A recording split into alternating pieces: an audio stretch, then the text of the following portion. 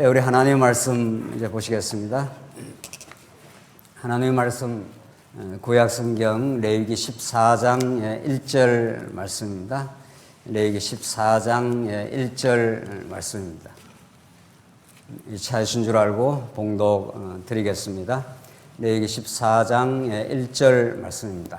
여호와께서 모세에게 말씀하여 이르시되 나병 환자가 정결하게 되는 날의 규례는 이러하니 곧 그 사람을 제사장에게로 데려갈 것이요 제사장은 진영에서 나가 진찰할지니 그 환자에게 있던 나병 환부가 나았으면 제사장 그 정결함을 받을 자를 위하여 명령하여 살아있는 정결한 새 2마리와 백향목과 홍색실과 우슬초를 가져오게 하고 제사장은 또 명령하여 그 새 하나는 흐르는 물 위 질그릇 안에서 잡게 하고 다른 새는 산채로 가져다가 백향목과 홍색실과 우슬초와 함께 가져다가 흐르는 물 위에서 잡은 새의 피를 찍어 나병에서 정결함을 받을 자에게 7번 뿌려 정하다 하고 그 살아있는 새는 덜에 놓을지며 정결함을 받는 자는 그의 옷을 빨고 모든 털을 밀고 물로 몸을 씻을 것이라. 그리하면 정하리니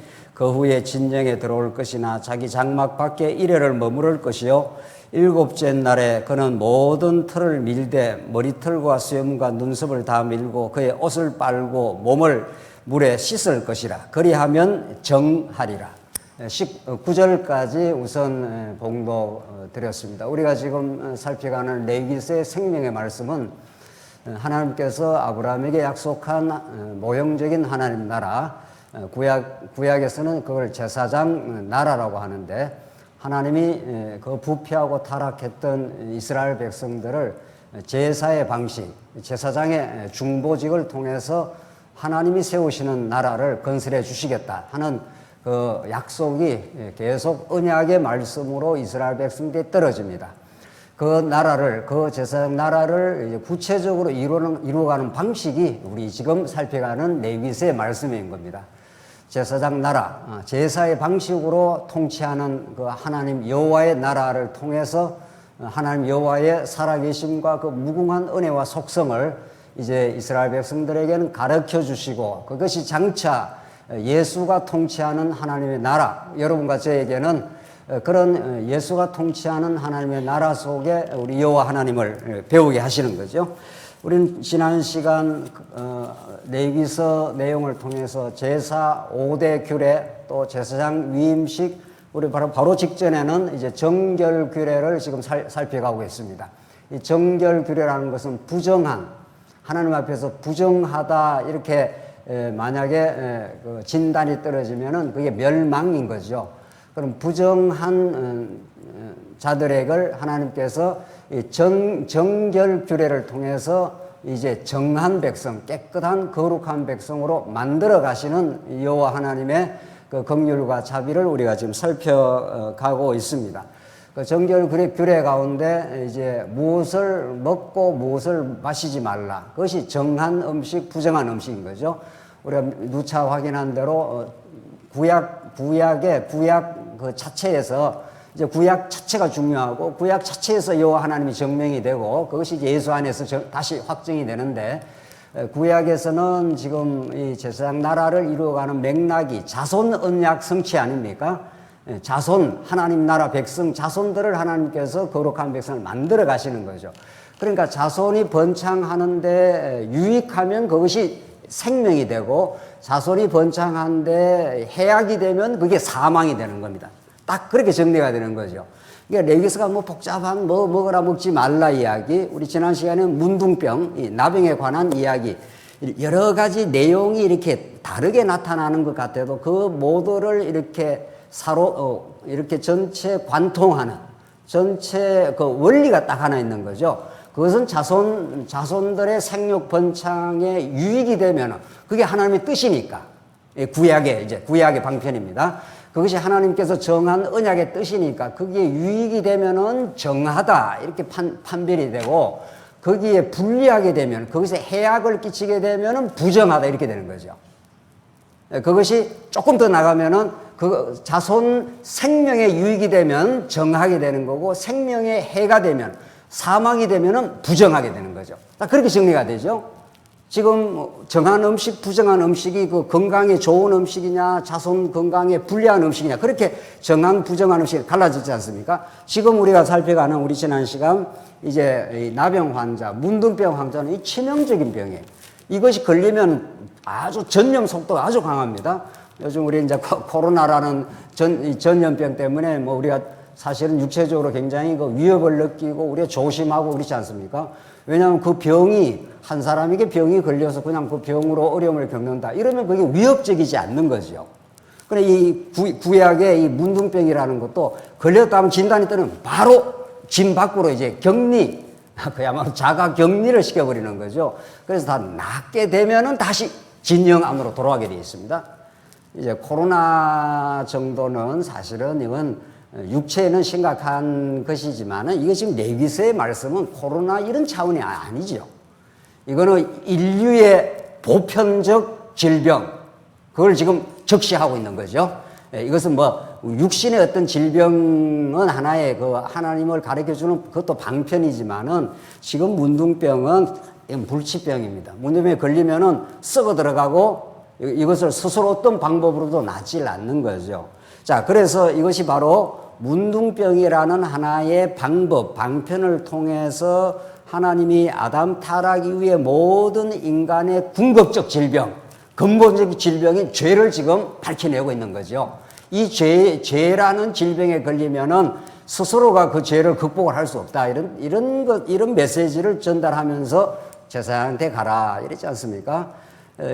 인류가 가지고 있는, 모든 인류가 가지고 있는 근본적인 문제, 근본적인 질병, 그 죄라는 하나님을 배반하여 스스로 독립선언을 한 겁니다. 탕자가 아버지 집을 박차고 나가버린 거죠. 나는 아버지 없이 살 수 있어. 이게 죄입니다.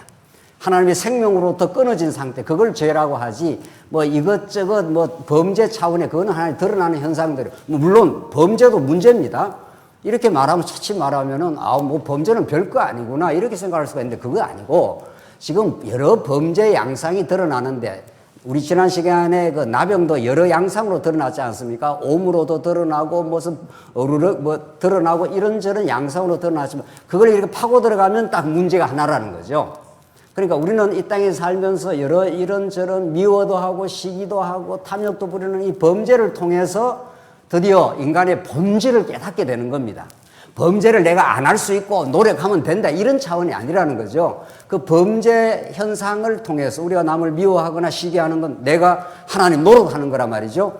내가 신이 되어 있기 때문에 내가 심판을 하는 거란 말이죠. 그렇기 때문에 그런 현상을 통해서 아하, 내가 이게 하나님의 생명으로 떨어져 나가 있었던, 내가 하나님 노릇했던 이게 심각한 질병을 앓고 있었구나를 깨달으라는 거죠. 율법은 그걸 밝혀내는 거란 말이죠. 자, 오늘 제사장 앞에 가게 되면은 그것이 정확한 여러분과 저의 실체가 진단이 떨어진다. 이게 우리 지난 시간 메시지죠. 지난 주일 메시지가 이게 얼마나 중요한 내용인지 모른다. 어떤 누구도, 공자도, 맹자도, 석가모니도, 칼막스도, 어떤 철인도 우리를 정확하게 진단해 주지 않는다는 거예요. 자기를 정확하게 진단을 안 해주기 때문에 내가 누군지 모르는 거예요. 이게 얼마나 참 엄청난 왜곡이고, 자기 왜곡이며 어리석음이고, 자기가 누군지를 모르면서 열심히 살면 뭐 하냐고요. 그렇지 않아요? 자기가 누군지를 모르고 열심히 사업하고, 열심히 뭐 공부하고, 뭐 내노라 하고, 그걸 우리는 죄의 현상이라 그런다고요. 이 제사장이 우리를, 너 하나님을 떠났어. 하나님을 떠난 문둥병자야. 그래서 부정하다 하라는 거죠. 우리 지난 시간에. 그게 우리가 예수를 만나게 되면 하나님 앞에서 하나님 내 죄인입니다. 나는 예수님이 아니면 살 수가 없습니다. 이게 정확한 자리매김이 되는 자리입니다. 이게 정확하게 예수께로 오는 자리, 여호와 하나님을 만나는 자리, 그게 성전인 거죠. 그래서 이게 지금 레위기서가 전부 성전에서 행하는 일들이지 않습니까? 성전을 떠나서 이스라엘 백성들이 하나님을 만날 길이 없고, 여호와 하나님의 그 무궁한 은혜와 그 전능하심과 그 신실하심을 깨달을 수가 없는 거란 말이죠. 성전은 하나님 나라의 가장 핵심 중에 핵심이라고요. 그래서 지금 이런 제사장 나라, 이것이 성전에서 이루어지는 나라, 물론 이제 광야에서는 성막이고 나중에는 성전이지 않습니까? 그러니까 예수님이 참 성전으로 오시는 거죠. 예수 따라하면 꽝이라고요, 우리가 전부. 오늘 이제 14장은 그렇게 진단을 정확하게 해주고, 진단이 떨어져서 나는 부정하다. 그 말은 우리는 하나님 앞에 죄인이었습니다. 지금도 그런 죄의 정상이 자꾸 나옵니다. 그래서 예수님이 우리 옛사람을 하나님 남겨뒀기 때문에 날마다 살아가면서 나는 예수가 필요합니다. 예수의 생명으로 다시 덧입기를 바랍니다. 이렇게 깨닫게 하고 14장 오늘 본문은 이제 구체적으로 진단이 떨어졌기 때문에 진단에 대한 그 병에 대한 처방이 떨어지는 거죠. 14장 전체 내용이 그래요. 이렇게 이해를 하면 오늘 14장이 그렇게 복잡하지 않아요. 3절 보십시오. 제사장은 진영에 나가 했지 않습니까? 진영 밖에 있는 진영 문둥병자가 있습니다. 나가서 진찰할지니 그 환자에게 있던 나병 환부가 나았으면, 자, 나섰습니다. 격리를 해가지고, 코로나 자가 격리, 며칠 하지, 요즘에? 일주일 하고 나서 이제 다 괜찮다 하면 다시 우리 일상 삶으로 돌아오듯이, 참 이것도 일방 계시네요, 정말. 그래서 나오면 이제 돌아오는데, 돌아온다고 끝나는 게 아니라는 거예요, 지금. 돌아와서 진짜 정결규례를 행하여 이 사람이 정하게 된다는 거죠. 14절 보십시오. 제사장과 정결함을 받을 자를 위하여 명령하여 살아있는 정결한 새 2마리와 백향목과 홍석소가 우슬초로가, 이게 이제 정결규례를 치르는 방식입니다. 살아있는 새를 죽여가지고 피를 이제 뽑아낸다는 거예요. 받는다는 거죠. 5절. 제사장은 또 명령하여 그 새 하나는 어디서 잡는가 하면은 흐르는 물 위 질그릇 안에서 잡게 하고, 6절 그 중반쯤 가보시죠. 중반쯤 가면은 흐르는 물 위에서 잡은 새의 피를 찍어 했지 않습니까? 흐르는 물 하는 게 중요한 건데, 히브리어로 이게 하이마임 해서 하이라는 게 히브리어로 생명 이런 뜻입니다. 왜 물이 흐르면은 그게, 왜 우리 산에 가서 물이 철철철철 흘러내려가면 그게 아주 물이 맑지 않습니까? 그러나 웅덩이에 물이 고여버리면 어떻게 되죠? 물이 썩어 들어갑니다. 그렇죠? 이게 다 하나의 이제 구약의 상징이에요. 그러니까 흐르는 물이라는 게 원어 의미로는 흐르는 물이 아니고, 원래는 이게 이제 의미는 흐른다는 의미를 갖고 있지만은 하이라는 뜻이 이게 생명 이런 뜻입니다. 그 생명의 물 위에서 잡고 이런 뜻이란 말이에요. 그러니까 지금 문둥병으로 나병으로 죽었던, 영적으로 죽은 자를 살려는 지금 이 상징이라고요. 그러니까 전부 지금 정하다 부정하다는 건 생명과 사망에 대한 메시지를 지금 담고 있는 거죠. 이걸 먹으면 생명, 이걸 먹으면 사망, 이런 거란 말이죠. 그래서 흐르는 물 하는 것이 이 생명의 물입니다. 예수가 생수가 되신 거죠. 자, 그런 다 상징으로 이어집니다. 그리고 7절, 나병에서 정결함을 받을 자에게 7번 뿌려, 7번, 그러니까 전부 7이라는 게 더 완전수입니다. 이 언약의 수라 그럽니다. 6일 창조 후에 7일 하나님이 쉬셨더라 하는 게 언약이 완성되었더라. 지금 그 말이라고요. 그래서 전부 7번입니다. 어떤 일도 해도 전부 어떤 일을 행할 때 7번 뿌려 정하다 하고, 그 살아있는 새는 덜에 놓을지면, 이것도 재밌지 않아요? 살아있는 새는 덜에다가 놔주라는 거예요. 그래서 이 죄악의 문둥병을 전부 걸머지고 전부 훨훨 날아가 버려라. 자유를 상징하는 거죠. 그래서 우리가 문둥병에 사로잡혀 있는 존재인 거죠, 우리가. 우리는 부정하다. 우리는 문둥병자다. 한번 해볼까요, 정말? 우리 옆에 있는 성도님들에게 나는 부정한 죄인입니다. 문둥병자입니다. 이게 정확한 자기 인식입니다, 정말. 정확한 자기 인식입니다. 그때 그 문둥병의 올무에서 못 벗어나잖아요. 그래서 예수님이 문둥병자를 사해 주는 겁니다. 마태복음 8장부터 전개되는 예수님께서 산상수훈의 천국 메시지를 말하고 바로 문둥병자를 불러갖고 문둥병자를 깨끗하게 만들어버리는 거죠. 이게 하나의 표적적인 사건이고, 문둥병 같은 죄를 완전히 제거를 시켜버리겠다 하는 메시아의 사역이라고요. 그래서 살아있는 새를 덜에 놓을지며 해서 이 죄의 올무라는 것이 우리 언제나 발목을 쥐고 있는 겁니다. 이걸 스스로 우리가 벗어나려고 애를 쓰면 애를 쓸수록 그 올무라는 것을 잡아당기지 않습니까? 쥐 한 마리를 덫에 놓으면은, 덫에 딱 걸리면은 쥐가 그냥 가만히 있으면 그래도 괜찮은데, 벗어나려고 하면 더 올무가 더 잡아당기죠. 그래서 일체의 우리 인간이 자기 행위를 통해서 의롭다는 일체의 시도는 하면 할수록 더욱 죄에 사로잡힐 뿐입니다. 사실은. 왜냐하면 하나님의 생명으로 떠나가 있는 죽음 상태인데, 하나님의 생명으로 떠나 있는데 무슨 수로 생명에 하나님의 이를 길이 있냐고요. 노력하면 노력할수록 죄만 더 짓는 거죠. 그 죄인은 가만 놔두면 그냥 죄값대로 그냥 천국 못 가고 지옥 가는 겁니다. 죄는 그냥 죄인이라는 것은 뭘 해서 천국 가는 게 아니고 그냥 가만 놔두면 죄만 짓다 그냥 가는 겁니다. 우리가 그랬다는 것이죠. 거기서 하나님께서 허감의 권세에서 사랑의 아들의 나라로 하나님께서 옮기셨으니 그렇게 된 거죠. 그래서 우리가 생명의 접촉이 된 겁니다. 레위기서에서 계속 접촉 주제가 나오는데 사체에 접촉하는 자는 부정하리라 그러거든요. 그러니까 사망 권세에 딱 접촉이 되면은 그것만 나옵니다.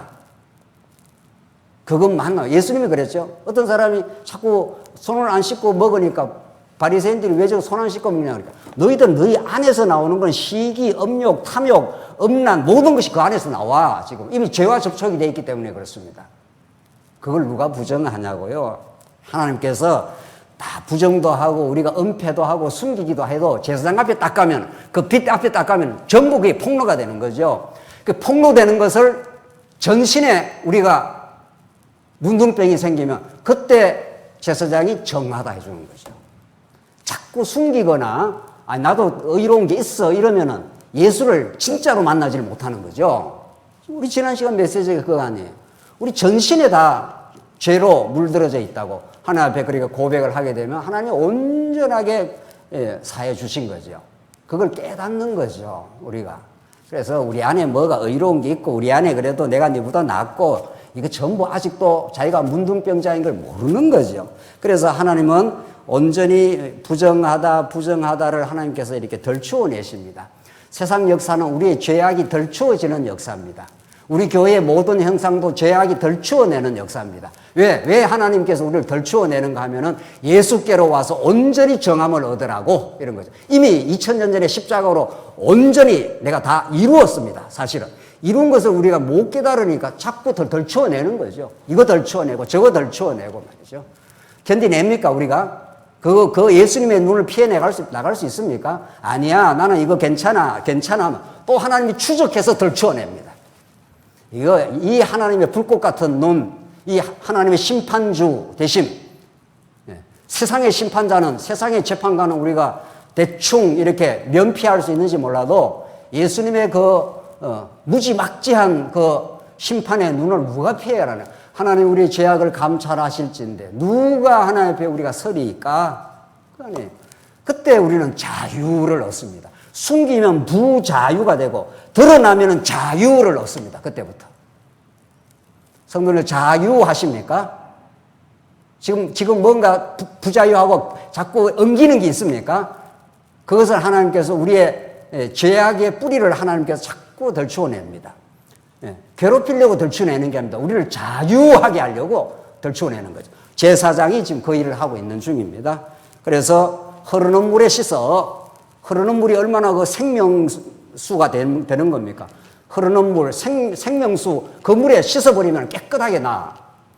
그리고 그 살아있는 새를 헐헐 날아가도록 놔둬. 그래서 모든 죄악의 짐을 아사셀 염소를 저 광야로 내보내서 우리 죄를 멀리 보내버렸듯이 날아가는 새를 날아가게 그냥 도라는 거예요. 덜에 헐헐 날아가도록 도라는 거예요. 자유를 선언하는 겁니다. 너희가 죄에서 어떻게 해요? 자유를 얻었나니 이걸 우리가 예수 믿음, 그것이 하나님 나라, 이것을 주시는 분이 언약의 신실한 여호와 하나님인 거죠. 여호와 하나님이 한번 언약을 하신 하나님 백성을 갖다가 계속 죄악 가운데 묶어놓을 이유가 있네. 죄의 올무에 두질 않습니다. 그건 하나의 가르쳐 주시려고 우리에게 은혜가 얼마나 큰가를 깨닫게 하려고 죄의 감옥에다 딱 가둬놨다는 거죠. 죄에 가두어 두심이라 갈라디아서에 로마서에 불순종 가운데 가두어 두심이라. 가두어 둔데 누가 나오냐고요. 가두어 뒀는데 하나님께서 자유를 지금 주십니다. 물에 깨끗하게 씻거라. 그리하면 9절에 마지막에도 정하게 되라. 자, 그리고 10절 보면은 10절에는 이제 본격적으로 제사 제도가 나옵니다. 10절 보십시다. 여덟째 날에 그는 흠 없는 어린 수 2마리와 나오죠. 흠 없어야 됩니다. 그래야 제물이 되지요. 흠이 있으면 뭐 지죄 때문에 죽어야 되잖아요. 흠 없는 어린 수양. 정말 이게 중요한 겁니다. 1년 된 흠 없는 어린 양 1마리와 또 고운 가루 10분의 3 에바에 기름 섞은 소제물과 기름 한 록을 취할 것이요. 정결하게 하는 제사장은. 누가 정결하게 한다고요?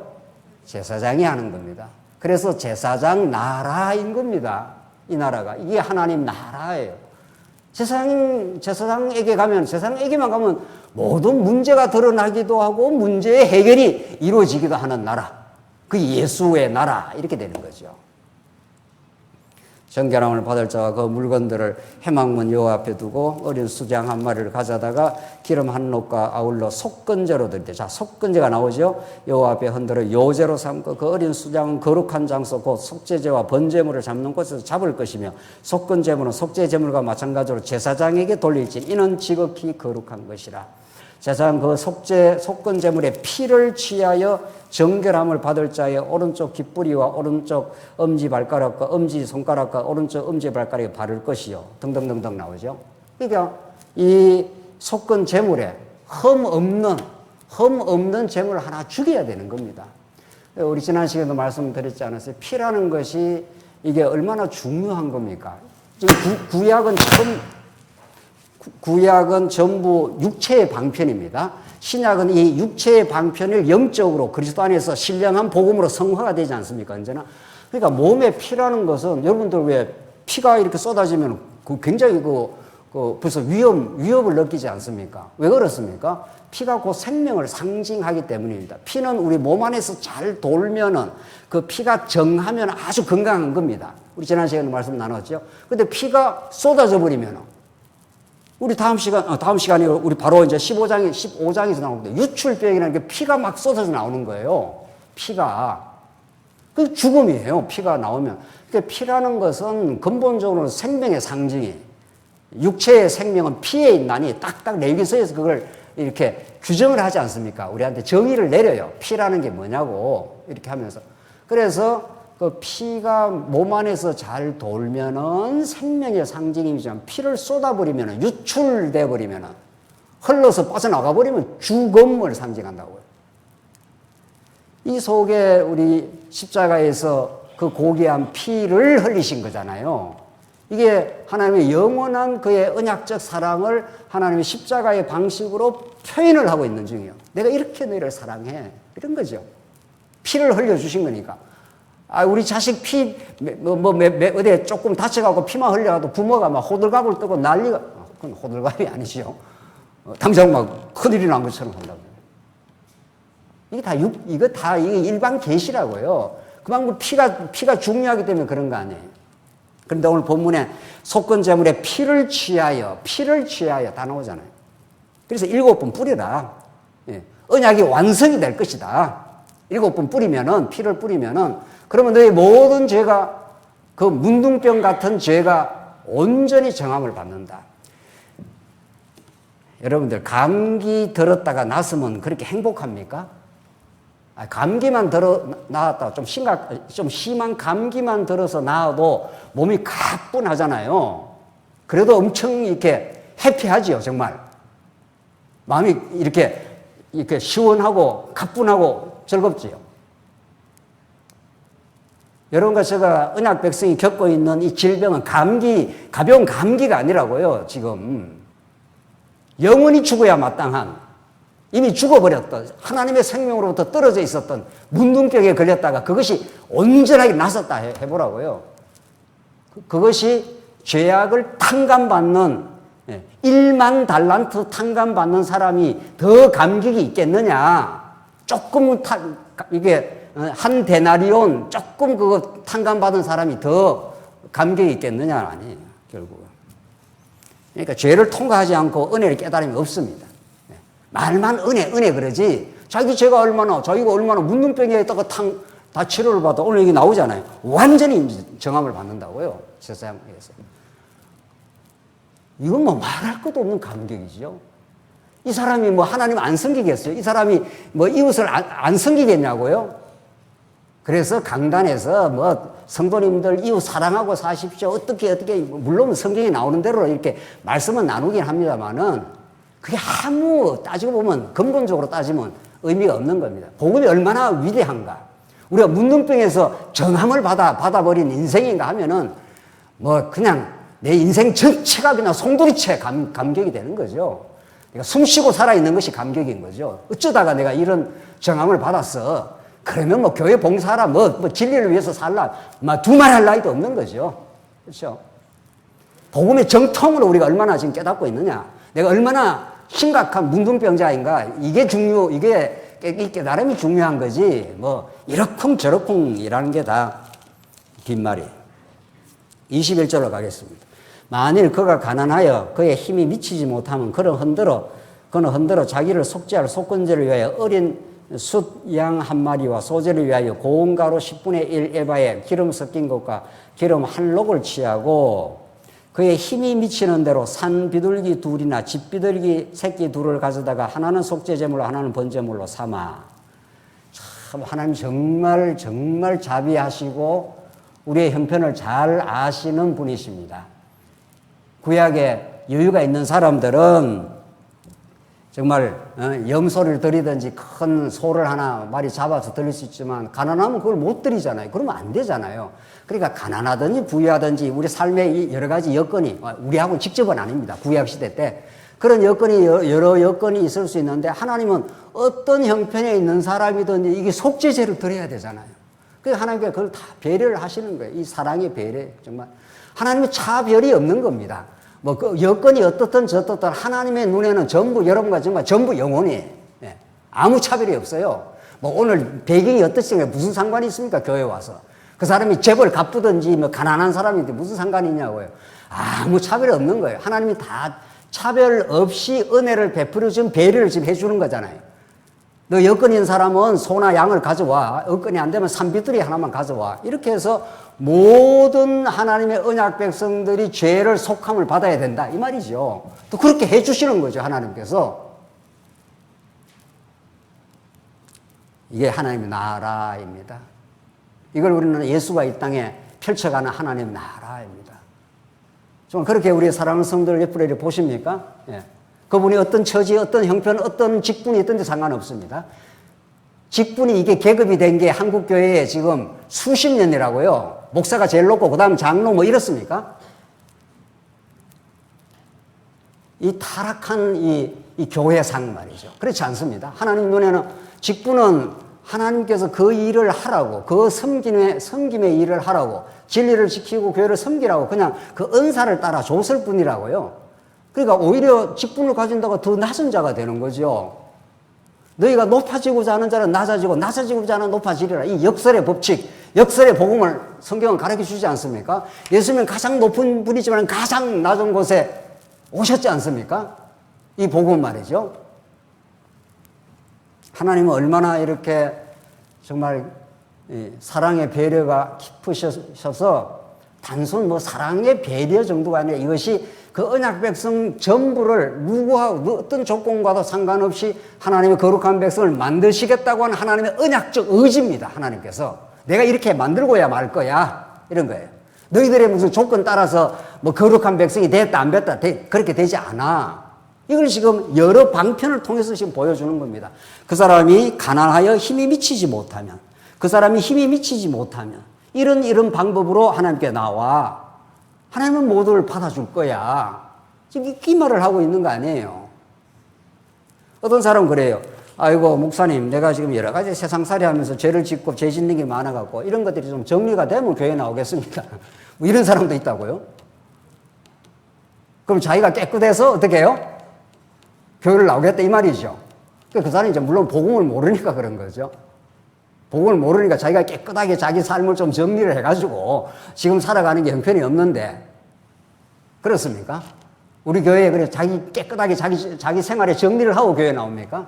그렇지 않죠. 우리는 이렇게 예수를 믿어도 우리가 때로는 얼마든지 범죄하고 때로는 얼마든지 방황도 합니다. 하여튼 육체의 소용이 있어서. 그래서 예수가 필요하고, 그래서 교회가 필요한 거죠.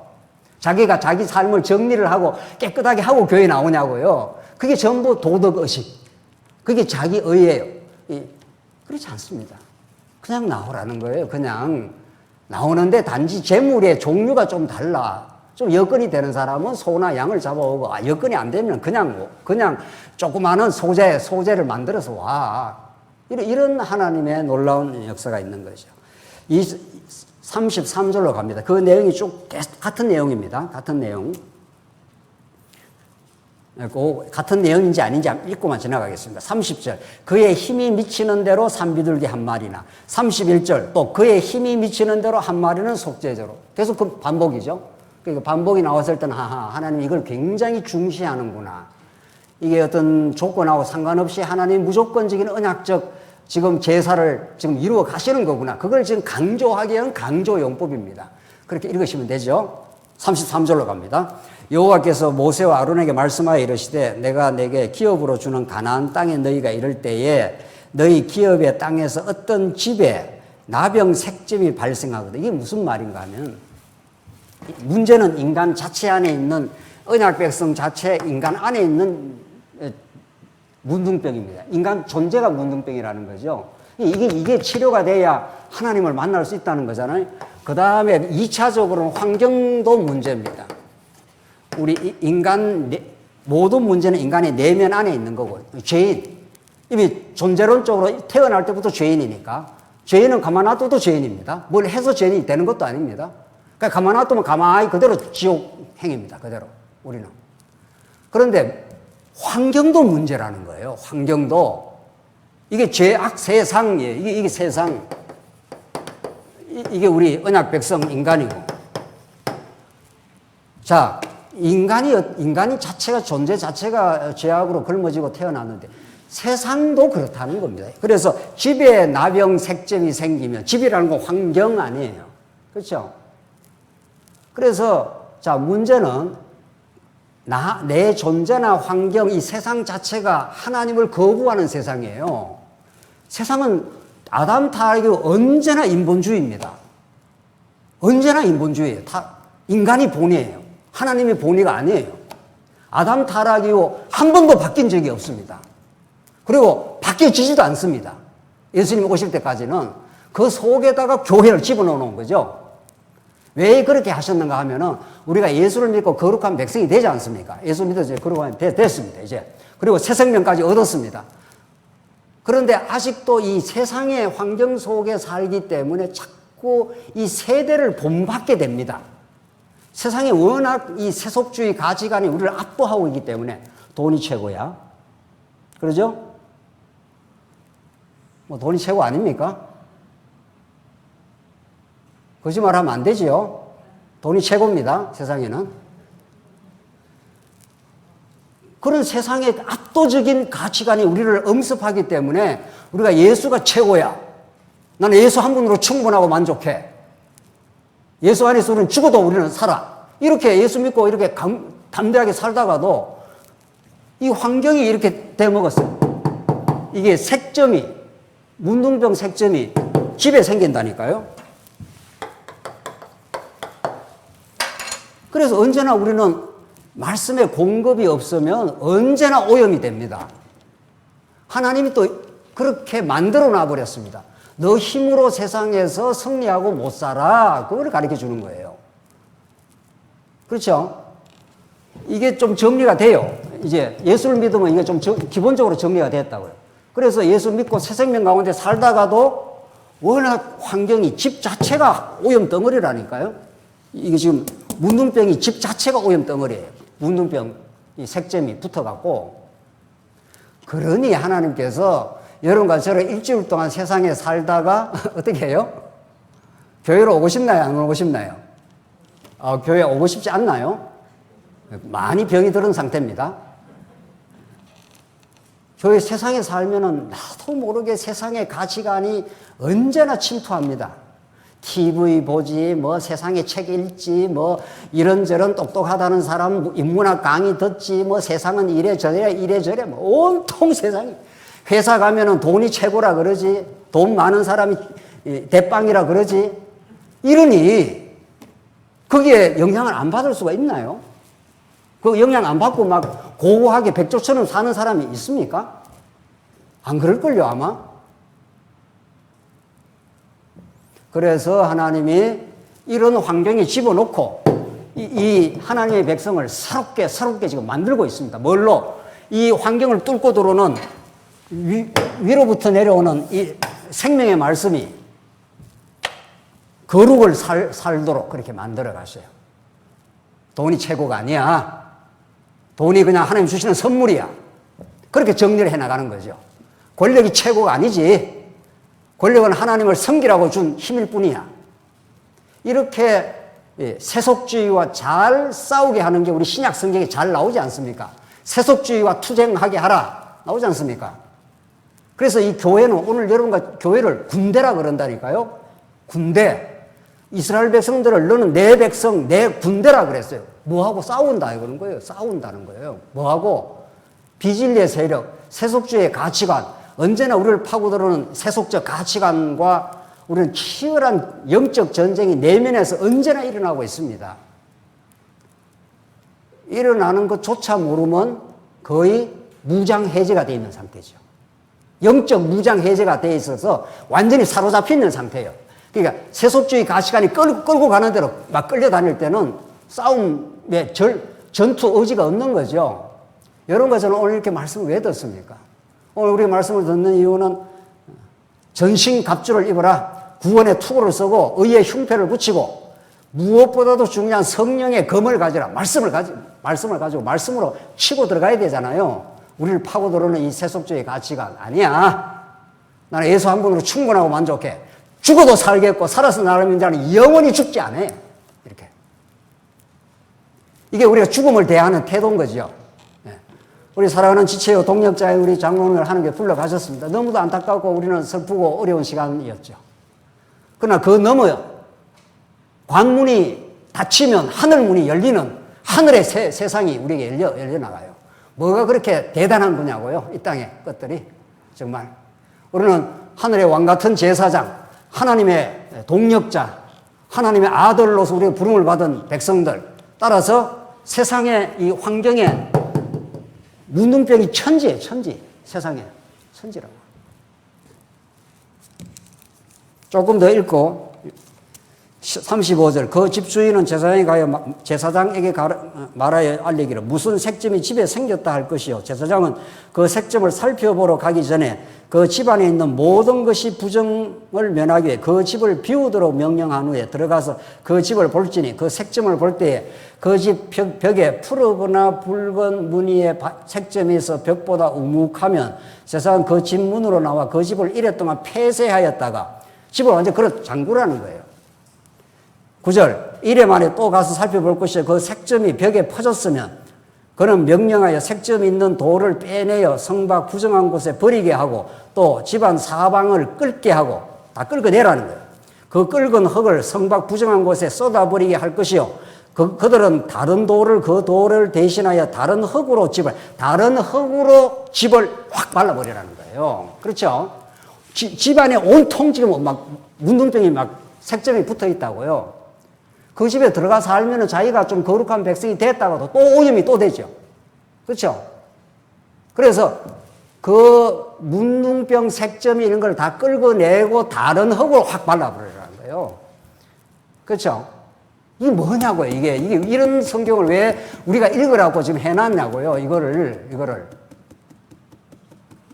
이 말도 어렵잖아요, 말도. 이 자체는. 하나님 여러분과 저를 이게 무풍지대에 놔두지 않았습니다. 이 세상의 바람이 언제나 세차게 불어오는, 언제나 세속주의가 우리 교회를 언제나 파고 들어와요. 언제나 파고.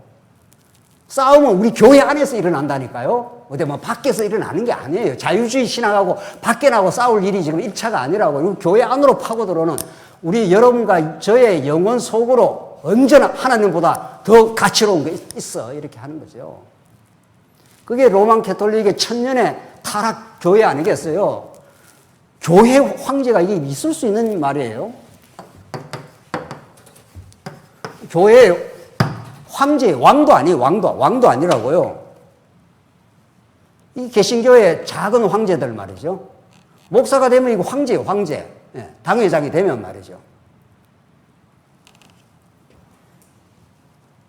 어디 가서 밖에 싸울 일이 아니라 안에서 지금 부패한 세력들 말이죠. 부패한 이 영적인 타락한 세속주의가 유대주의가 뭡니까? 유대주의가 또. 유대주의는 우리가 의로울 수 있다. 우리가 뭔가를 율법을 지켜냈다. 이런 거죠. 교회 안에서 기생하고 있는 이 공로주의 말이죠. 예. 우리가 뭔가를 했다. 이런 게 있다면은 그걸 쳐내라는 거죠. 그걸 뭘로 우리가 무슨 수로 쳐냅니까? 그거를 이 말씀으로 쳐내고 제사장이 그걸 진단을 해주라. 이렇게 되죠. 우리 안팎의 도전 속에 놓여 있습니다. 사도 바울이 가는 곳곳마다 안팎의 도전을 받습니다. 빌립보 교회가 안에서는 내분이 일어나고 밖에서는 유대주의자가 도전하고 이 땅의 교회는 언제나 안팎으로 도전을 받으면서 유일한 하나님의 말씀의 능력으로 유일한 하나님의 그 사랑의 능력으로만 승리했습니다. 오늘 이 레위기서가 우리에게 전달하는 이 문둥병에 대한 그 진단과 이 처방 내용, 인간의 몸에만 이 문둥병, 죄의 문둥병이 있는 게 아니라 환경도 집이 전부 문둥병으로 붙어 있다는 거예요. 그래서 우리가 예리하게 진리의 말씀으로 사로잡히면은 우리가 TV를 보거나 세상 어떤 무엇을 보거나 누가 이야기하는 걸 예리하게 잡아냅니다. 그게 기독교적 세계관으로 무장된 사람이죠. 하나님 중심적 세계관으로 무장된 사람은 TV를 보더라도 TV에 막 끌려 들어가질 않아요. 진보파, 보수파 싸우면은 그게 다 죄악의 정상들이라니까요. 죄악의 정상이에요. 이쪽에서 권력 잡으면 이쪽을 핍박하고 이쪽에서 권력 잡으면 저쪽을 쳐내고 하지 않습니까? 그렇죠?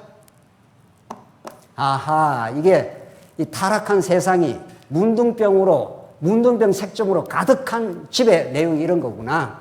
그 속에서 어떻게 우리는 하나님 여호와를 그 여호와의 살아계심과 그 언약적 그 실체로 오신 예수 그리스도 안에서 하나님 나라를 우리가 누리며 그 하나님 나라 진군을 해갈 건가? 우리가 군대니까 말이죠. 그렇죠. 사랑하는 성도님들, 이 집에 생기는 곰팡이에 이 문둥병 같은 곰팡이가 우리 주변에 얼마나 우리를 언제나 틈만 있으면 파고들을 그 호시탐탐 노리고 있는 우는 사자처럼 마귀가 우리 주변을 지금 돌아다닌다는 거 아니에요. 여러분과 제가 말씀에 사로잡히지 않으면 언제든지 파고들어옵니다. 언제든지 파고들어요. 불만, 원망, 미움, 탐욕, 시기 전부 다 문둥병의 정상들이죠. 그래서 말씀으로 사로잡혀 제사장에게 나아가서 깨끗하게 정말 정리가 되면 54절 결론 짓고 끝내십시다. 54절로 갑니다. 이는 각종 나병 환부에 대한 규례니 곧 옴과 의복과 가옥의 나병과 자, 우리 몸에 붙은 것도 있고 의복, 가옥에 붙은 것도 있고 56절 돋는 것과 뾰루지와 색점이 어느 때는 부정하고 어느 때는 정함을 가르치는 것이니 나병의 규례가 이러하니라. 이게 진리의 말씀이다. 이게 타락한 아담 타락 이후에 옴처럼 붙어있는 우리의 문둥병 말이죠. 그리고 우리의 환경에 붙어있는 이 하나님을 떠난 이 거대한 인본주의의 가치관들 말이죠. 이것이 우리를 압도하고 우리를 지배하려고 할 때 우리는 구원의 투구를 쓰고 의의 형배를 붙이고 평안의 신발을 신고 예수로 무장하여 이런 거죠. 예수님 한 분이면 충분합니다. 예수님 안에서 참된 감사가 있습니다. 예수님 안에서 하나님 나라의 통치 속에 우리가 살고 있습니다. 나는 이대로 살다 죽어도 다함이 없습니다. 하나님 충분하고 만족합니다. 이게 범사에 어떻게 해요? 감사하라. 이것이 예수 그리스도 안에서 너희에게 주신 하나님의 뜻이니라. 여러분과 저에게는 우리 살아계신 여호와 하나님 이렇게 제사장 나라를 이루시되 제사 규례와 이 정결 규례, 이 규례 없이 이스라엘 백성이 살아 존재할 수가 없습니다. 그 당시에. 이 규례에 온전한 이 언약의 성취로 오시는 예수 안에서 여러분과 제가 거룩함을 덧입고 거룩함을 덧입고 나서도 이 세상의 이 도도한 이 세속주의와 유대주의의 물결에 하나님께서 내던져 놓은 거 아니에요. 네 힘으로 이기는가 지는가 살아봐 한번. 그 역사 속에 우리의 죄가 다 드러나고 우리는 예수 한 분으로 살겠습니다. 예수 아니고는 우리가 살 길이 없습니다. 흐르는 물에 씻어라. 그 생명수 물에 씻고 새를 잡아서 헐헐 날려줘라. 이제 문둥병 같은 이 죄악을 예수의 피에 씻어서 완전히 다 날려버려라. 그리고 자유를 얻고 예수 안에 우뚝 선 하나님의 백성이 되어 이제 진리의 진군을 할 수 있도록 하나님께서 여러분과 저를 이렇게 계속 말씀으로 여호와 하나님의 살아계심과 그 위대한 영광과 그 은혜를 예수 한 분 통해서 이루어 주심을 가르쳐 주고 있습니다. 이 말씀 안에 참된 승리가 있기를 바랍니다. 기도하십시다. 자비하신 하나님 아버지, 우리는 다 문둥병 같은 죄인이었습니다. 어떤 처방으로도 어떤 진단으로도 우리의 실체를 알 수 없었는데 이제 영원한 대제사장 예수님 안에서 참된 자유와 진단을 받을 수 있어서 참으로 감사합니다. 이제 든든히 이 타락한 세상 가운데서도 거룩한 나라로 살아갈 수 있도록 우리를 지켜주시옵소서. 예수 그리스도의 이름으로 기도하옵나이다. 아멘.